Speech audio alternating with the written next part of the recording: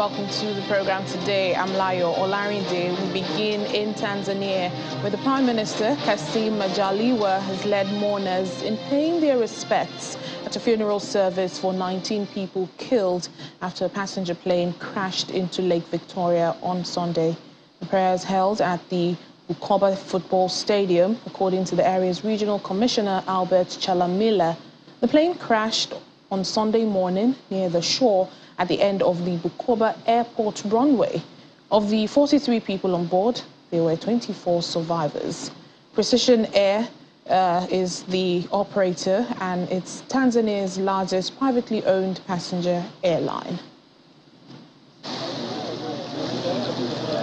The passenger plane crashed into the Lake Victoria while attempting to land in stormy weather at an airport in the lakeside city of Bukoba.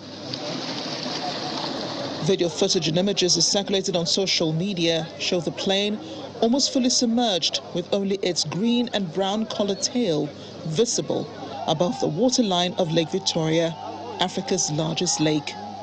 Rescue boats were deployed and emergency workers continue to rescue other passengers trapped in the plane. Precision Air, Tanzania's largest privately owned airline, identified the plane as flight PW494 and said it was involved in an accident as it was approaching Bukoba Airport. The cause of the crash was not immediately clear. The state broadcaster TBC said the incident took place amid storms and heavy rains. One witness said he saw the plane flying unsteadily as it approached the airport in poor visibility conditions, saying it took a turn for the airport but missed and went into the lake. The airport has been closed until further notice. President Samia Suluhu Hassan has expressed her condolences to those affected and called for calm as rescue operations continue. The World Climate Change Summit in Egypt has been hearing from heads of state and government looking to galvanize global action to tackle climate change. The initial high-level segment of the COP27 gathering in Sharm el-Sheikh comprises of leaders, speeches from major oil-producing economies, as well as from developing countries that are worst hit by the effects of global warming.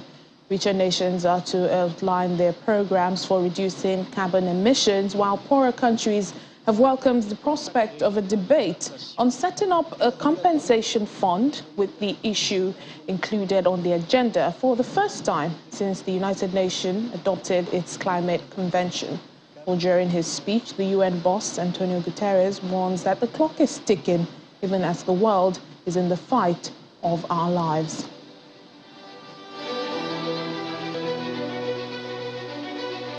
$3,5 milliards de personnes vivent dans des pays hautement. We are getting dangerously close. This UN climate conference is a reminder that the answer is in our hands. And the clock is ticking. We are in the fight of our lives, and we are losing. Greenhouse gas emissions keep growing. Global temperatures keep rising. And our planet is fast approaching tipping points that will make climate chaos irreversible. And to avoid that dire fate, all G20 countries must accelerate their transition now in this decade. Humanity has a choice: cooperate or perish. It is either a climate solidarity pact or a collective suicide pact. Well, with the United Nations Climate Conference returning to Africa this year, climate experts and those involved in negotiations have outlined their aspirations for COP27. Previous pledges at COP summits have not been met, such as $100 billion a year from developed countries to help developing nations deal with the consequences of global warming. A report on Thursday from the UN's Environmental Programme said current international finance flow into developing countries is between 5 and 10 times below what is needed.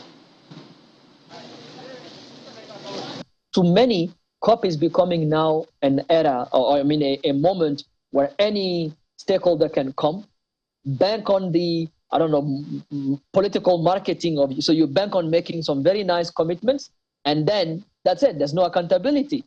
So this must stop. So that's first.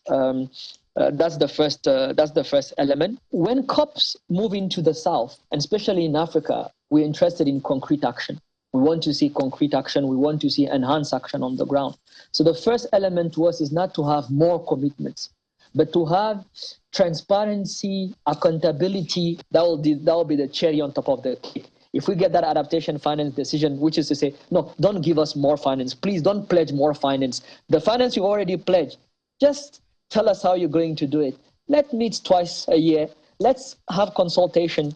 Let's see how this is going to happen. Let's be transparent, accountable, and let's see how we can country drive this and have more ownership about this. That will be a very good start. We are being affected a lot. Mentally, we are not stable because of what we are saying. We are seeing our people dying. It's okay. It's normal for people to die, but it's really so bad. It's worse to see them dying due to something that can be stopped. So they have to be accountable. We are not asking much.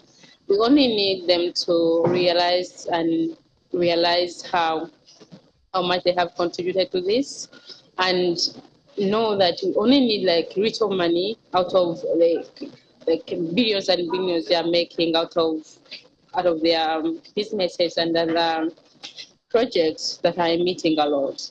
So we need to see them understanding us. When we ask for funding to address social damage, have to do that. If we say they have to reduce their emissions, it's better and polite to do that. I think it's not hard to do what we are asking for. The VOA's correspondent in Egypt, Edward Yeranian, joins us now for more on the summit in Sharm el-Sheikh. Hello, Edward. Hello, Layo. Good morning. Good afternoon. Good afternoon to you. Tell us, what's the mood like in Sharm el-Sheikh, given as you know the COP27 kicks off?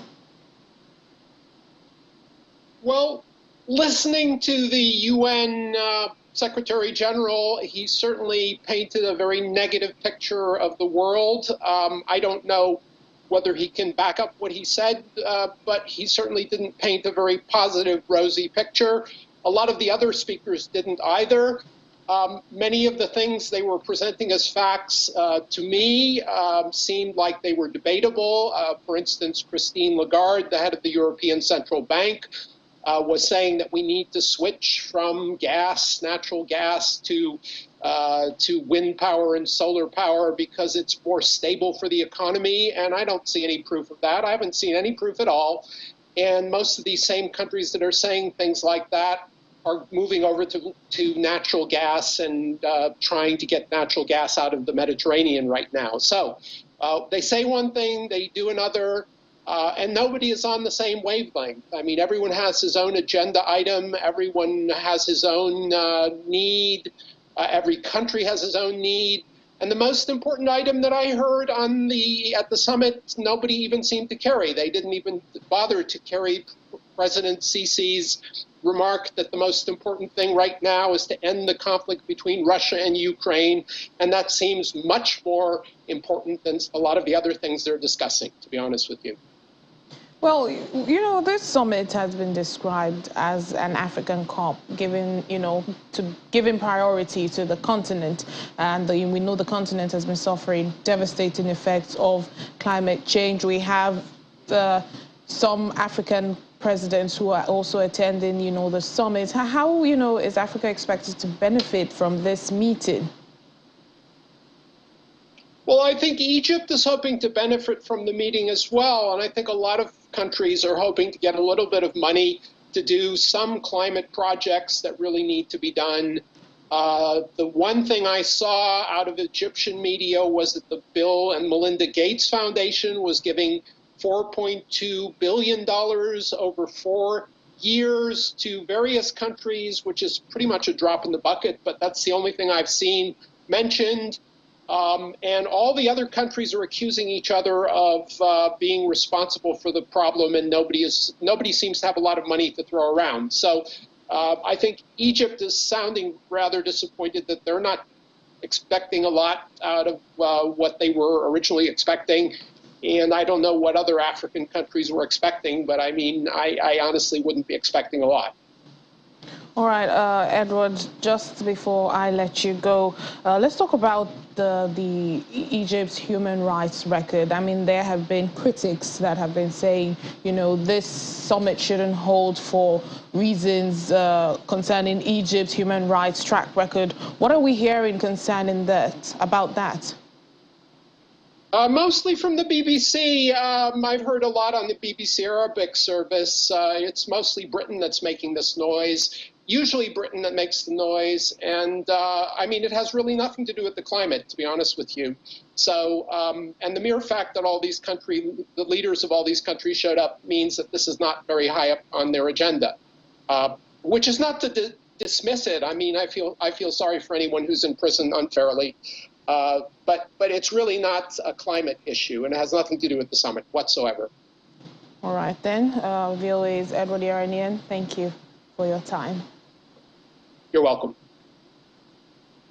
Well, ahead of the COP27, Secretary General of Amnesty International, Agnes Kamelad, had called for the immediate release of imprisoned Egyptian-British hunger striker Alaa El Fattah. Speaking at a press conference in Cairo, Ms. Kamelad says Egyptian authorities are running out of time and had to act within 3 days to save him, or the climate summit might be overshadowed by his death.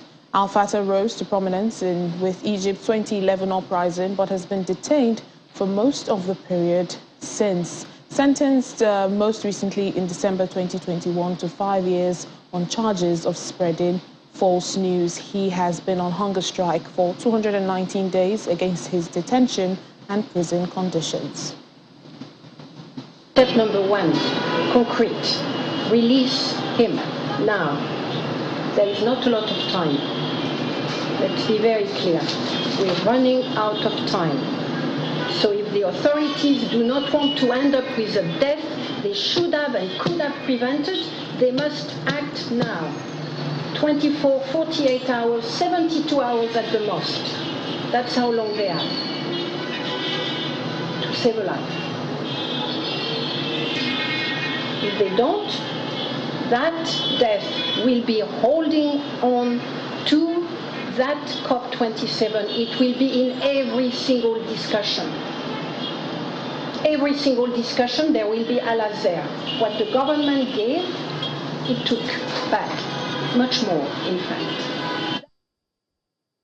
Well, climate activists are also calling for urgent action as delegates gather at the COP27. Youths are set to be negotiating for their future at the conference, calling on leaders to commit to climate justice and effectively implement discussions on climate compensation as pledged during the very first day of the meeting. Well, a few activists protesting outside the venue say protests remain their viable option of communicating their demands to leaders.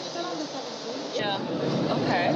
I mean, the young demographic, the biggest demographic on earth, we are 1.4 billion, but we are also the most affected and we're disproportionately impacted. Our health is affected, both our physical and mental health, and at the same time we are the least contributors and the least there in the decision-making process. So we don't want to be excluded, we want to be there in a way that is meaningful and at the same time call on it through our aid demonstrations and actions here at COP and at the same time in our policy asks at the negotiation processes. Protests are always important, but especially at COPs, because this is where world leaders and people in power gather to discuss the fate of humanity and the world in itself. And that is why a lot of activists come to observe those negotiations and understand where we're heading, because this is the future of our planet in the hands of few. And protests are a means of, out of many methods, to convey what we are feeling and what we want for each other and for the planet. Welcome back to the program. Uganda has bombed hideouts of the Allied Democratic Forces, ADF, in regions outside the operational area previously agreed with the Democratic Republic of Congo in joint operations against the Islamist militants. President Yoweri Museveni says with permission from DR Congo's government, The Ugandan Air Force attacked and destroyed big terrorist camps of the ADF. Mr. Museveni also shared images of the aerial operation, saying the militants fled the boundary of the joint operations, necessitating precise offensives against them. Mr. Museveni pledged to continue to work with DR Congo to tackle the militants who Uganda blamed for a series of bombing in Kampala nearly a year ago, prompting the joint operations. Well, over the weekend, over 1,000 protesters marched through downtown Accra, calling for the resignation of Ghanaian President Nana Akufo-Addo amid an economic crisis that has hammered the city currency and seen fuel and food costs spiral to record levels. The filing past police in riot gear, the red-clad crowd waved placards chanting Akufo-Addo must go and IMF no, a reference to the government's ongoing talks with the International Monetary Fund for billions of dollars to prop up the economy. He has failed, and we are asking him to resign. High fuel price increment is killing the people of Ghana, and we are asking him to resign. If Akufo-Addo, who is the president of this republic, has a single respect for himself, he should respect the constitution of the land and respect the voices of the people, because the people owns the power, and we are calling him to step down and save himself some respect. We are speaking to the IMF. They shouldn't give them loan. They shouldn't give them. Enough is enough. We have gold, we have oil, we have manganese, we have diamond, we have everything in this country. It's the only thing that we need is leadership. Leadership is killing Ghanaians. It doesn't matter how the inflation goes up or not. If I'm in my country and I can't afford for my own local production, then what am I in for? That's why day in, day out, Ghanaians are willing to travel outside. You get it? Because when you think of the things that Ghanaians are going through, it's far better for you to organize some money and travel outside. Kenya's national carrier, Kenya Airways, has threatened to start disciplinary action against its pilots, whose strike has entered its third day. The airline maintains that the strike is unlawful, a position that has been backed by government officials, who say the actions of the 400 pilots amount to economic sabotage. The national carrier says it cancelled 56 flights over the weekend, affecting some 12,000 passengers. Export and importation of cargo, such as fresh produce and pharmaceutical products, has also been affected. The airline now warns that the window for negotiation is closing, and the pilots involved in the strike could face dismissal or legal proceedings. The pilots, however, say their strike is still in full force until their demands are met, and this has affected thousands of passengers. A business meeting, but unfortunately they've just told me that it's cancelled due to the strike. I had made a call to them last night at about 10 p.m. They told me not to worry, you just come in as per scheduled time. I had even done an online check-in, but I come here, they give me this notice over here. They say they might be rescheduling flights, so I'm waiting for them to give us some information. Otherwise I'm going back into Nairobi and go to a hotel again. But I got no information. I'm a bit lost at the moment. In the meantime, Kenya's transport minister has made public documents about a massive Kenyan railway project signed with China after years of secrecy. A $3 billion Chinese-funded and operated railway line is Kenya's biggest infrastructure project since independence in 1963. Publicizing details of the railway's loan agreement was one of President William Ruto's campaign promises, in order to end speculation among Kenyans on what the government signed on their behalf. Well, for the regular commuter, the China-built Mombasa-Nairobi standard gauge railway is saving time for them, and in Africa offers some of the world's most splendid views. I miss my family a lot, but I also miss the weather in Mombasa. I miss going to the beach.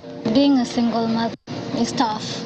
the father is addicted to alcohol, and she'll never be happy in that household. It's very punctual.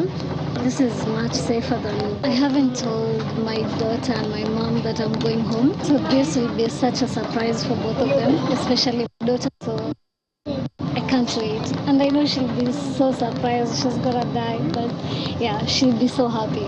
On Sunday, November 6th, Cameroon's President Paul Biya marked 40 years of undivided rule.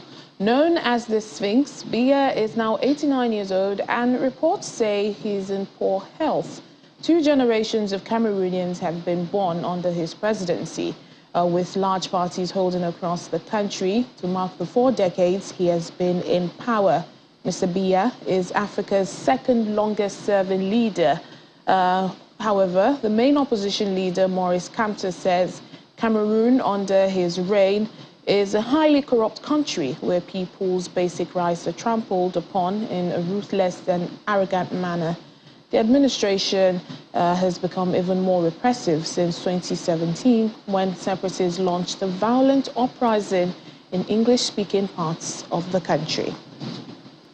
When Germany opened its borders to more than 1 million migrants in 2015, 2 young Gambians were among them. Well, their escape to Europe made them to turn to hip-hop music to deal with the impact of their ordeal. 28-year-old Marcus Niger recalls how at the time everybody wanted to leave. Everybody wanted to go by that time because it was Libya, Gaddafi was dead, you know, and the country doesn't have any control and everything was just mixed up. So people have a chance to come to Europe. Like we tried to have a visa, we never have it. So we say, why not? So the little we have, we spend it on the way.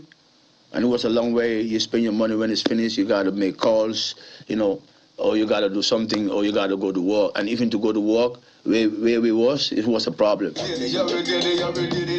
It took Marcus 6 months to get from Gambia in Western Africa to Italy, and another 6 months to make it to Germany. Today, Marcus and his 23-year-old friend, Mam Ibrahim McIntyre, live in Munich, the capital of Bavaria. Better known for the Oktoberfest beer festival and brass bands than hip-hop music.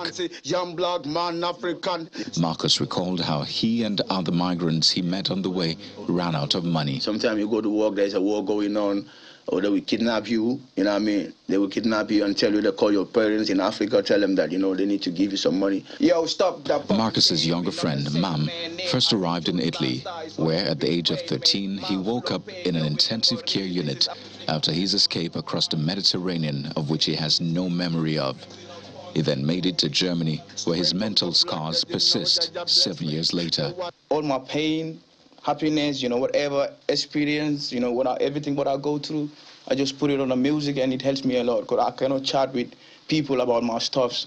I use my music as my therapy because like in Deutschland, like when you have too much of things on your head, things going on, you know what I'm saying? Like they always say that you need a therapy and to talk about it and stuff like that. But music like that we do, I see it as a therapy because we're going to talk with nobody. You know what I'm saying? Our feelings and what we go through is too much of things going on. He and Marcus and their band, One Corner, pointedly called their debut album Still Here.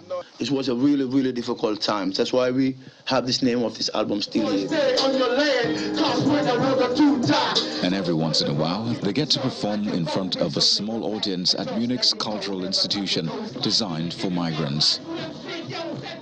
An Egyptian surgeon has created a fictional persona, Super H, making social media videos with children before operating on them. His TikTok videos show how singing and entertaining children could help them get through difficult medical procedures.